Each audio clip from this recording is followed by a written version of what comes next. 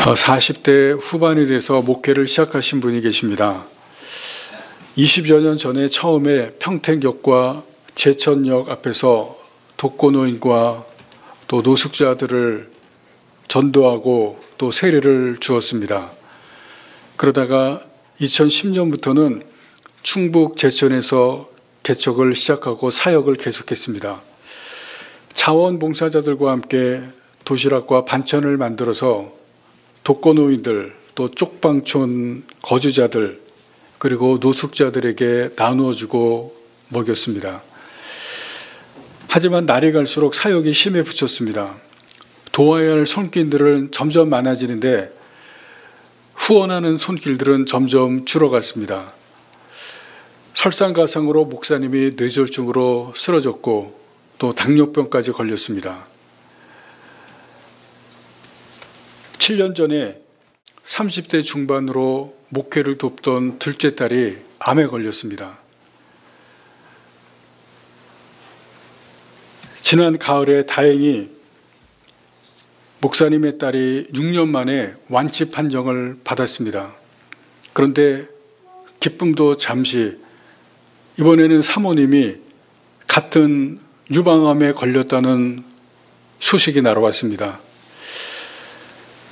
사모님은 지난해 12월에 수술을 마쳤고 5번째 항암을 기다리고 있는데 며칠 전에 코로나 확진을 받아서 병원에 다시 입원했습니다. 올해 만 68세 목사님이 지난해 모든 사역을 다 정리했습니다. 건강 악화, 또 열악한 가정 형편, 거기다가 이 코로나까지 겹치자 도저히 이어갈 수가 없었다고 합니다. 한때의 목사님은 오뚜기 목회자로 불렸습니다. 뇌졸중으로 쓰러졌다가 다시 일어나서 재기해서 섬김 사역을 이어갈 수 있었기 때문에 이런 별칭이 붙었습니다. 그러나 목회를 마친 이분에게 지금은 불편한 몸과 병든 가족만 남았습니다. 연금이나 퇴직금은커녕 조촐한 은퇴식조차 없었습니다. 이 목사님은 기도하고 있다고, 여전히 하나님을 의지한다고 말합니다. 이 목사님의 사연을 신문의 기사로 실은 기자가 마지막에 이런 질문을 했습니다. 그의 목회 인생은 과연 성공한 것일까요? 실패한 것일까요? 여러분은 어떻게 생각하십니까? 이 목사님은 성공한 것일까요? 아니면 실패한 것일까요? 오늘 본문은 사도들과 성도들을 공동체의 기도입니다. 25절에서 28절 말씀해 보시면 이런 내용이 나옵니다. 세상의 군왕들과 관리들, 세상의 지배자들, 그들이 하는 일이 있다고 말씀합니다. 어떤 일을 하냐면 그들이 하는 주된 일은 주와 그리스도를 대적하는 것입니다. 여기서 주와 그리스도라고 하는 것은 하나님과 예수님을 말씀합니다. 세상의 지도자들은 하나님과 예수님을 대적하는 일, 그것이 주된 일입니다. 그 대표적인 일이 무엇이냐면 그 대표적인 역사의 이야기는 예수님의 십자가 사건입니다. 27절에 보시면 빌라도와 헤롯 왕이 나옵니다. 세상 군왕들의 대표자들입니다. 이 대표자들이 예수님을 대적했습니다. 그리고 종교 지도자들, 하나님을 믿는 그 사람들조차 하나님을 대적하고 예수님을 대적해서 한 일이 무엇이냐면 세상의 군왕들인 헤롯 왕과 빌라도와 합세해서 이들이 예수님을 십자가에 못 박고 예수님을 죽였습니다. 예수님이 세상에 오셨는데 그 앞에 십자가의 죽음이라는 고난이 놓여 있습니다. 예수님은 그 고난의 길을 아셨지만 피하지 않으시고 그 길을 받아들이고 걸어가셨습니다. 왜냐하면 그것이 예수님이 가야 할 일이고 주어진 길이고 그리고 해야 할 일이었기 때문에 그렇습니다. 고통스럽지만 그 길을 걸어가심을 통해서 죄인들을 살리시고 십자가에서 죽으심으로 말미암아 우리와 같은 죄인들을 주님께서 생명의 길을 주셨습니다. 여러분, 우리에게 생명이라고 하는 것은 가장 귀한 것입니다. 여기 있는 우리 모두가 다 생명을 가지고 있기 때문에 살고 있습니다. 이 생명을 잃는 순간 우리에게는 죽음이라는 것이 찾아오고 더 이상 이 세상에서 살 수가 없습니다. 그래서 생명은 가장 귀한 것이고 우리 사람들에게 가장 비참한 것이 무엇이냐면 죽음을 보는 것입니다. 사람이 죽는 것을 보는 것이 가장 힘든 것이고 고통스럽습니다. 그 중에서도 내가 사랑하고 나와 함께 있었던 사람이 죽는 것을 보는 것이 가장 비참하고 고통스럽고 힘듭니다. 지금 우크라이나에서 전쟁이 일어나고 있습니다. 그 전쟁이 고통스러운 것은 거기에 생명을 잃는 죽음이 있는 현장이기 때문에 그 전쟁이 비참하고 고통스러운 것인데 우리가 그 우크라이나에서 지금 경악스러운 소식을 듣고 있습니다. 러시아 군인들이 민간인들을 학살하고 또 피난 가는 그러한 사람들에게 미사일을 발사해서 많은 사람이 죽었다는 그러한 경악스러운 소식을 듣고 있습니다. 죽음이 있고 생명을 잃는 그러한 일들이 일어나고 있기 때문에 그렇습니다. 사람들이 그 죽음을 보고 고통스러워합니다. 그것이 가장 고통스럽고 괴로움을 주는 것입니다. 그런데 전쟁은 그 죽음이 있지만 거기만 죽음이 있는 것이 아니라 우리 주위에도 죽음이 있습니다. 전쟁에서의 죽음이라고 하는 것은 육신의 죽음입니다. 그 육체의 죽음은 모든 사람에게 찾아오는 것이고 누구나 피할 수가 없습니다. 그러나 그것보다도 더 무서운 것이 무엇이냐면 영혼이 죽는 것입니다. 육체의 죽음은 우리가 모두가 다 당하는 것이고 그 육체의 죽음은 누구에게나 찾아오는 것이지만 영혼이라고 하는 것은 불멸입니다. 영혼은 죽지가 않습니다. 그렇지만 죽음 후에 영혼에는 심판이 있습니다. 죄 지은 사람은 죄에 대한 영원한 형벌이 있고 십자가를 통한 용서를 받은 사람은 영원한 생명을 얻게 됩니다. 여러분, 육신의 죽음이 무서운 것이 아니라 이 영혼에 대한 형벌, 그것이 무서운 것이 왜 그러냐면 이 영혼은 형벌을 받으면 어두움에 갇히게 되고 영원히 거기에서 벗어날 수가 없는 영원한 고통에서 살 수밖에 없기 때문에 그렇습니다.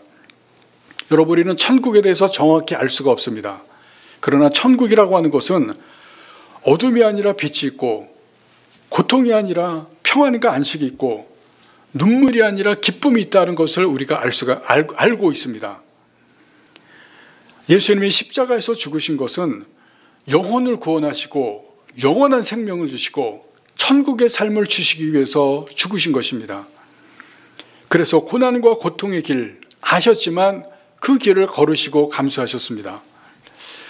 오늘 본문에 보시면 예수님의 제자들인 사도들도 고난을 받았습니다. 우리가 앞에서 그것을 보았습니다.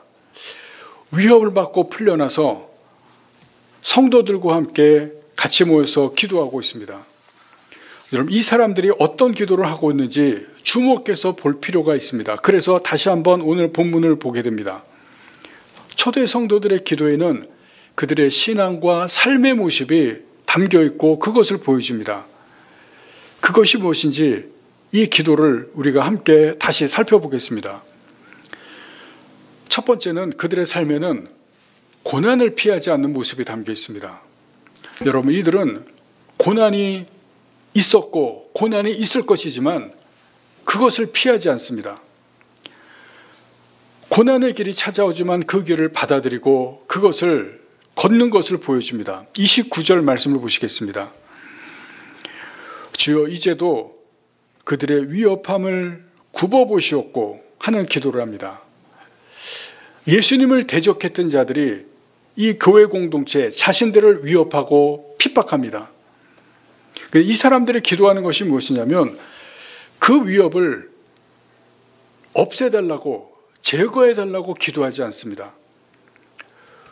위협하는 저 사람들을 혼내달라고, 저 사람들을 하나님께서 어떻게 좀 해달라고 기도하지 않습니다.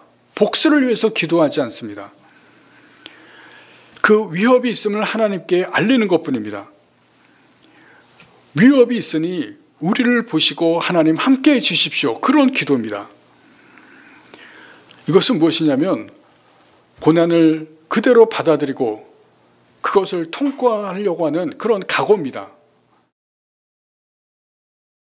이 기도를 주목하는 이유는 이 고난에 대한 성격과 고난을 대하는 태도입니다. 이 초대 성도들이 어떤 고난이고 그리고 그것을 어떻게 받아들이냐는 그러한 태도입니다. 먼저 우리가 고난에 대한 성격을 함께 보도록 하겠습니다. 여러분, 사람들이 고난을 받는 것은 몇 가지 이유 때문인데 첫 번째는 죄 때문입니다. 내가 죄를 짓기 때문에 고난이 찾아오는 것인데 그것은 죄를 회개하면 됩니다.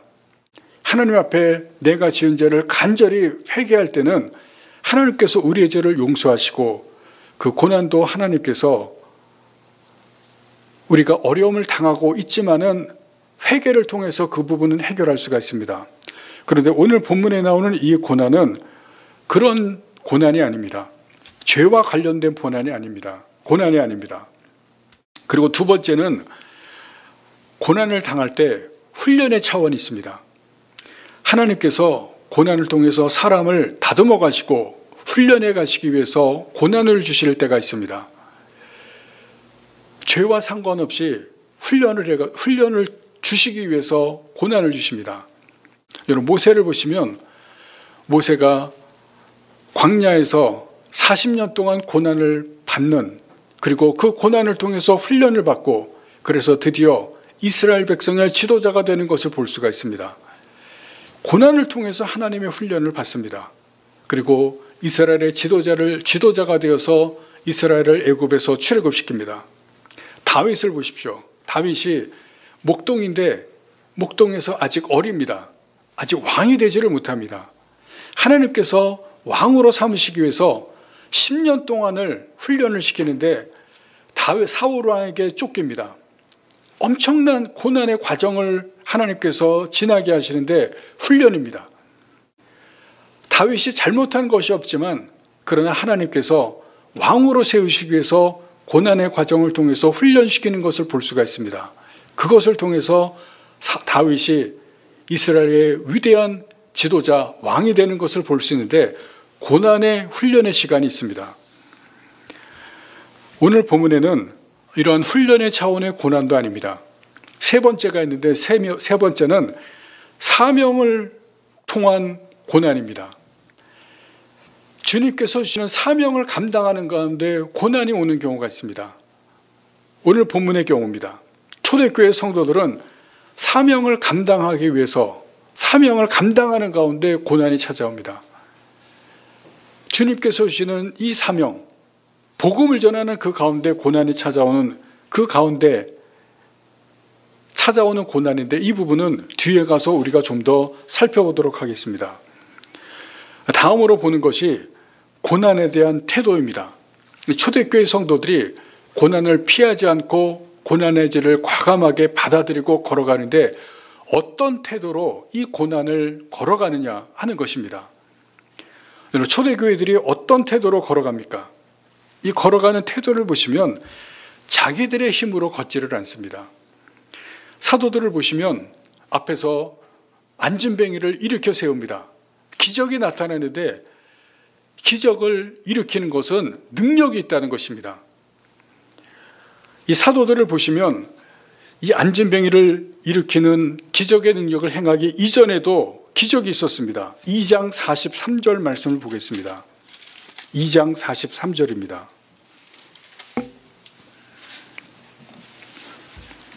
제가 읽겠습니다. 사람들마다 두려워하는데 사도들로 말미암아 기사와 표적이 많이 나타났다. 그렇게 말씀합니다. 사도들은 이 안진뱅이를 일으키기 이전에도 기사와 표적을 많이 행했다는 것은 그들에게 능력이 있었다는 것입니다. 주님께서 능력을 주셔서 기적을 이미 많이 행했습니다. 그들에게는 능력이 있었습니다. 여러분, 이 능력이 있었다는 것은 고난이 이들에게 주어졌지만 그 고난을 능력으로 이길 수 있었다는 이야기가 아닙니다. 고난을 주는 사람들을 능력으로 대항할 수 있었다는 이야기가 아닙니다. 이들에게 주어진 능력은 고난을 피할 수 있는데 사용하라고 주신 것이 아닙니다. 이 엄청난 능력이 있었지만 고난을 피하는 그러한 능력은 아닙니다. 하나님께서 거기에는 사용하지 못하게 하셨습니다. 그래서 이들은 당하는 고난을 고스란히 당했습니다. 잡혔을 때 잡혔고 때렸을 때 맞았고 뒤에 보시면 죽이면 죽음을 당했습니다. 그래서 이들이 당한 고난은 고통이고 어려움이고 괴로움입니다. 사도들에게 주신 능력은 고난을 피하기 위해서 사용할 수가 없었습니다. 그들이 당하는 고난은 힘들고 고통스러운 것입니다. 그럼에도 불구하고 고난을 피하지 않고 받아들이고 그 고난의 고통의 길을 그대로 통과하는 것을 볼 수가 있습니다. 여러분이 어떻게 맞섰는지 오늘 본문에 나오게 됩니다. 이 고난을 어떻게 맞섰는가? 자신들의 것으로 맞서지를 않습니다.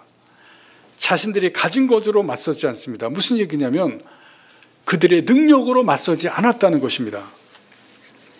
서해안에 가면 동해안과 다르게 갯벌이 많습니다. 그 갯벌에 들어가면 어느 순간에 자신도 모르게 발이 안으로 쑥 들어가는 그런 경험을 할 때가 있습니다. 나도 모르게 발이 그냥 밑으로 쑥 꺼지는 것처럼 들어갑니다. 그럴 때 혼자 나오지 못할 경우가 있습니다. 내가 거기서 빠져나오려고 발버둥 치고 힘을 주면 그럴수록 점점 더 갯벌에 빠져서 안쪽으로 들어갑니다. 그럴 때 빠져나올 수 있는 것은 힘을 빼고 그냥 가만히 있고 다른 사람에게 도움을 요청합니다. 다른 사람이 나를 꺼내줘야 됩니다. 힘을 주면 줄수록 빠져들어가게 돼 있습니다. 천고마비, 가을 날씨에 대해서 우리가 사용하는 단어입니다. 그런데 요즘은 날씨에 대해서 사용하지 않는다고 합니다. 이 천고마비라고 하는 이것은 운동을 잘하는 비결이라고 합니다. 무슨 뜻이냐면 천천히 고개를 들고 마음을 비워라. 그래서 천고마비라고 합니다. 운동을 할 때 힘을 주면 운동이 안 된다는 얘기입니다. 천천히 고개를 들고 마음을 비우라는 얘기는 몸에 힘을 빼라는 얘기입니다. 어깨 힘을 빼고 목에 힘을 빼고 그리고 몸에 힘을 빼라는 얘기입니다. 몸에 힘을 줄수록 운동하는 자세가 안 나오고 운동을 제대로 할 수가 없다는 얘기입니다. 그래서 천고마비라는 얘기를 하는 것은 운동을 잘하는 비결이라는 것입니다. 헬스를 할 때나 요즘 많은 사람이 하는 필라테스 또 골프할 때 몸에 힘을 줄수록 안 된다고 합니다. 그래서 어떤 운동을 정말 잘하려고 운동을 몸에 힘을 빼는 데만 몇 년이 걸린다고 합니다.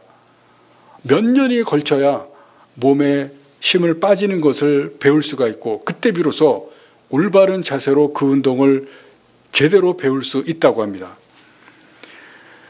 사막에서 차가 모래에 빠지게 되면 빠져나오기가 어렵다고 합니다. 차가 빠져나오지 못하게 되면 최악의 경우에는 차가 빠져나오지 못해서 생명까지 목숨까지 잃게 될 때가 있다고 합니다. 모래에 차가 빠진 차가 빠져나올 수 있는 유일한 방법이 뭔지 아십니까? 바퀴에 바람을 빼는 것이라고 합니다. 밖에서 바람을 빼야 모래에서 빠져나올 수 있고 사막에서 바퀴를 해서 바퀴를 뺀 그 차가 비로소 나올 수 있다고 합니다. 여러분 오늘 본문에서 사도와 성도들이 모여서 기도를 합니다. 지금 모여서 기도하는 것은 이것이 무엇이냐면 자신들의 힘을 빼는 겁니다. 자신들의 가지고 있는 것을 다 빼는 것입니다. 사도들의 기사와 표적을 행하면서 나타냈던 능력이 있습니다. 그 능력을 다 빼는 것이 오늘 본문에서 기도하는 것입니다. 자신들의 능력이 아니라고 고백하는 것입니다. 30절 말씀을 보겠습니다. 손을 내밀어 병을 낫게 하옵시고 표적과 기사가 거룩한 종 예수의 이름으로 이루어지게 하옵소서. 여러분, 무슨 얘기입니까? 이 사람들은 표적과 기사가 나타나는 것이 예수의 이름으로 되었다는 것을 고백하는 것입니다. 자기들의 능력이 된 것이 아니라는 것을 알고 고백하는 것입니다. 많은 표적과 기사가 나타났지만 우리의 능력이 아니라 예수님의 이름으로 된 것이고, 그리고 다시 예수님의 이름으로 그러한 능력이 나타나게 해달라고 기도하는 것입니다. 자기들의 능력, 자기들의 힘, 자기들의 것 다 빼고 있는 그러한 기도입니다. 힘을 다 뺀 그러한 기도를 했을 때 어떤 일이 지금 일어나고 있습니까? 31절에 보시면 성령께서 임하십니다. 성령께서 임하셔서 모인 곳이 진동합니다. 강력하게 임하신 것을 말씀합니다. 여러분, 오늘 본문에 보시면 성령 충만을 위해서 기도하는 것이 하는 곳에도 나타나지 않습니다. 성령 충만을 달라고 기도하지 않았습니다. 그럼에도 불구하고 성령께서 충만하게 임하셨습니다. 모이는 곳이 진동할 정도로 강력하게 임하십니다.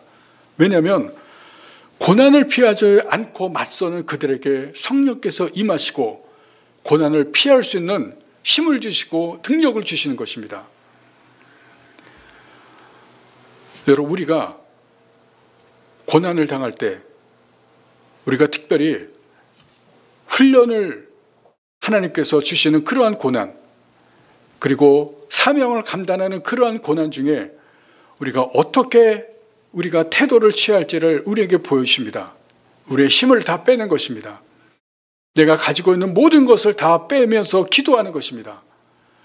오직 주님께 의지하는 그러한 기도를 할 때 사도들에게, 성도들에게 성령께서 임하신 것처럼 우리에게도 성령께서 임하실 것입니다. 내가 고난을 이기는 것이 아니고 내가 이 고난을 내 힘으로 물리치는 것이 아니라 내가 가진 모든 힘을 다 빼는 것입니다. 그럴 때 성령께서 임하셔서 성령의 능력으로 고난을 이겨나갈 수 있는 그러한 것을 우리에게 가르쳐 주시고 보여주십니다. 두 번째로 사도들에게, 우리에게 사도들이 보여주시는 것이 무엇이냐면 말씀을 전한 것입니다. 고난 중에도 말씀을 전한 것입니다. 29절 말씀을 보시겠습니다. 주여, 이제도 그들의 위협함을 굽어보시었고 또 종들로 하여금 담대히 하나님의 말씀을 전하게 하여 주시오며. 여러분, 사도다 이 초대교회 성도들은 위협과 핍박이 있지만, 고난이지만 그 가운데서도 하나님의 말씀, 이 복음의 말씀을 전하게 해달라고 기도하고 있습니다. 그리고 기도만 한 것이 아니라 31절 마지막에 보시면 담대히 하나님의 말씀을 전했다고 했습니다. 성령께서 충만하게 하셔서 하나님의 말씀을 전했습니다. 지금 위협이 있고 핍박이 있고 고난이 있는데 어떻게 이런 기도를 할 수가 있고 또 어떻게 고난 가운데서 말씀을 전할 수 있었겠습니까? 그것은 해야 할 일이 있었기 때문에 그렇습니다. 사명이 있기 때문에 그렇습니다. 사도행전 1장 8절에 예수님께서 내 증인이 되라고 했습니다. 사명을 주신 것입니다. 그리고 복음서 마지막 부분에 보시면 다 무슨 말씀이 있냐면 만민에게 복음을 전파하라는 주님의 사명이 있습니다. 이 초대교회 성도들은 그 사명을 가슴에 담고 사명을 가지고 사는 것입니다. 복음을 전파하는 사명, 이것이 초대교회 성도들의 삶의 목적이었습니다. 어떻게 살 것인가? 무엇을 위해 살 것인가? 그 삶의 목적이 바로 복음을 전하는 것이었습니다. 여러분, 목적이 있는 사람과 목적이 없는 사람은 삶이 분명히 다릅니다. 분명한 목적을 가진 사람의 삶의 모습은 다른 것입니다. 목적을 이루기 위해서 최선을 다하고 사명을 이루기 위해서 어떨 때는 목숨까지도 바치는 것을 볼 수가 있습니다. 계속해서 말씀을 드리지만 지금 우크라이나의 전장을 보시면 이상한 모습이, 이상한 현상이 나타납니다. 세계 제2의 군사대국이라고 하는 러시아가 그들과는 전혀 비교가 안 되는 우크라이나에게 지금 전쟁에서 패하는 모습이 보여집니다. 그것에서 여러 가지 분석하는 이유 중에 하나가 바로 전쟁의 목적입니다. 러시아 군대는 왜 싸우는지 그 목적을 제대로 알지 못하고 또 목적에 대한 부분에 대해서 상실한 그러한 군대의 모습을 가지고 있습니다. 처음에 우크라이나에 전쟁하기 위해서 온 군인들 중에는 자신들이 전쟁에 참여한 것을 모르는 군사들도 있었다고 합니다. 전쟁에 대한 목적을 모르기 때문에 전쟁하면서 패하는 것입니다.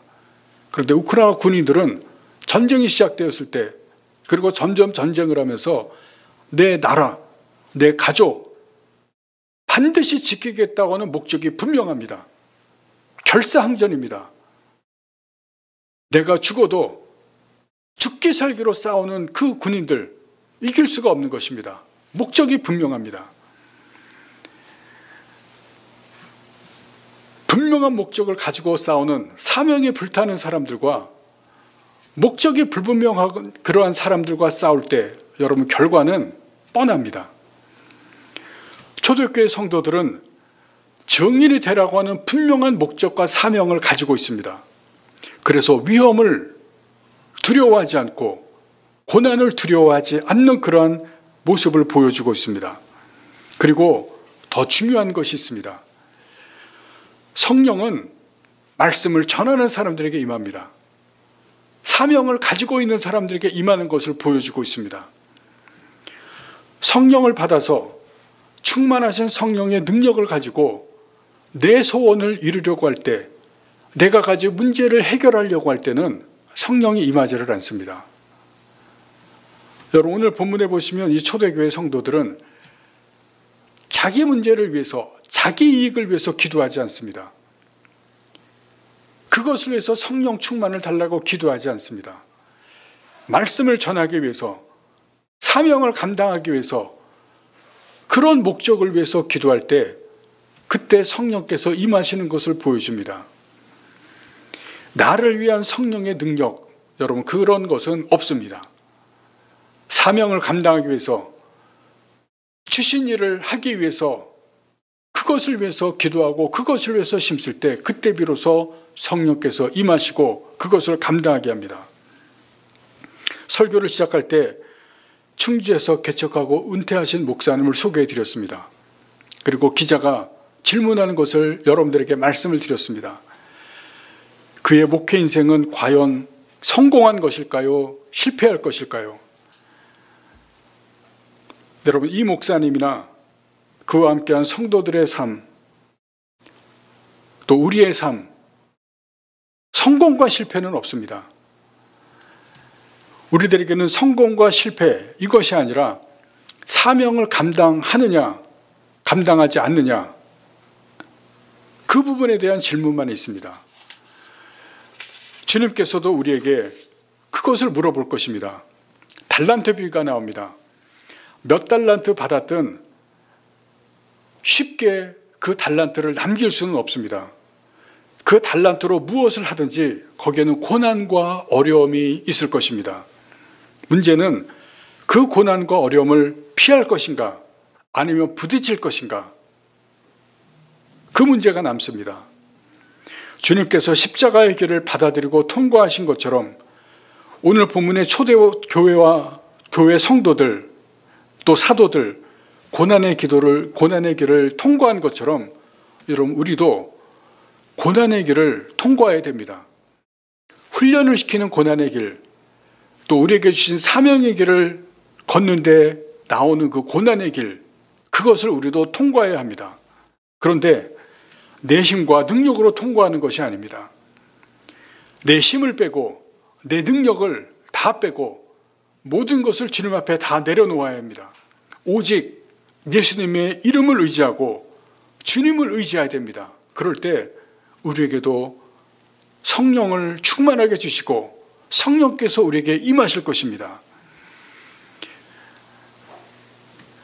성령께서 성령을 주신다고 주님께서 약속하셨기 때문에 그 약속을 우리에게도 이루어 주실 것입니다. 여러분, 우리에게는 주님께서 하라고 하시는 일이 분명히 있습니다. 초대교회 성도들에게 주신 그 사명을 우리에게도 주셨는데, 여러분, 우리가 그 사명을 잘 감당하실 수 있기를 바랍니다. 그 사명을 온전히 감당하실 수 있기를 바랍니다.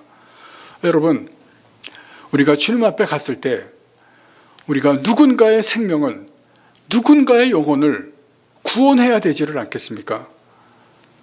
여러분, 누군가 한 명이라도 우리가 구원하고 주님 앞에 가야 되지 않겠습니까? 여러분, 그 사명을, 그 일을 우리가 감당하고, 여러분, 그 일을 감당해 나갈 때는 반드시 고난이 있습니다. 어려움이 있습니다. 그럼에도 불구하고 우리가 증인이 되는, 누군가에게 말씀을 전하는 그 일을 꼭 감당하셔서 영혼을 구원하는 그 일, 우리가 반드시 감당하는 저와 여러분, 이 교회 되실 수 있기를 간절히 바라고, 그 가운데 따르는 고난이 있지만 그 고난의 길을 통과하시고 그 가운데 주시는 성령의 충만하신 것을 경험하는 여러분들 되실 수 있기를 간절히 바랍니다. 기도하시겠습니다.